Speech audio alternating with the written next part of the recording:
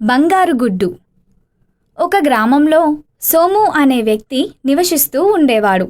సోము రోజు పక్కన ఉన్న అడవికి వెళ్ళి కట్టెలు కొట్టి వాటిని అమ్మగా వచ్చిన డబ్బులతో జీవితం గడపసాగాడు. ఒకరోజు సోము అడవికి కట్టెలు కొట్టడానికి వెళ్ళాడు. కానీ ఆ రోజు సోముకి సరి అయిన చెట్టు దొరకలేదు. దానితో సోము బాధపడుతూ ఇంటికి బయలుదేరాడు. సోముకి దారిలో ముళ్ళ పొదలలో చిక్కుకున్న ఒక బాతు కనిపించింది. అది చూసిన సోముకి చాలా జాలి వేసింది. వెంటనే ముళ్ళ పొదల నుంచి బాతుని తీసి తనతో పాటు ఇంటికి తీసుకెళ్లాడు.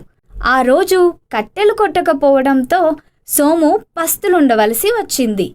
సోము పేదరికం చూసిన బాతుకి బాధేసింది. ఆ తరువాతి రోజు ఉదయం బాతుకి ఆహారం పెట్టడానికి బాతు దగ్గరికి వెళ్ళాడు సోము.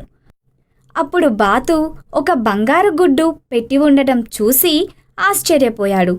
సోము ఆ గుడ్డును అమ్మి వచ్చిన డబ్బుతో సంతోషంగా గడపసాగాడు. కొన్ని రోజులకు సోము బాగా ధనవంతుడయ్యాడు. అలా రోజు బాతు బంగారు గుడ్డు పెట్టేది. ఆ గుడ్డును అమ్మి సోము ఇంకా చాలా ధనం సంపాదించాడు. సోముకి రోజు గుడ్డు కోసం ఎదురు చూడడం నచ్చలేదు.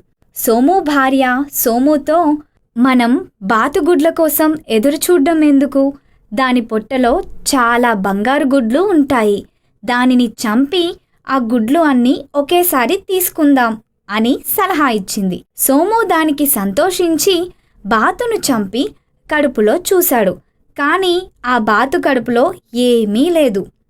సోము అతని భార్య తమ అత్యాశకి బాధపడ్డారు.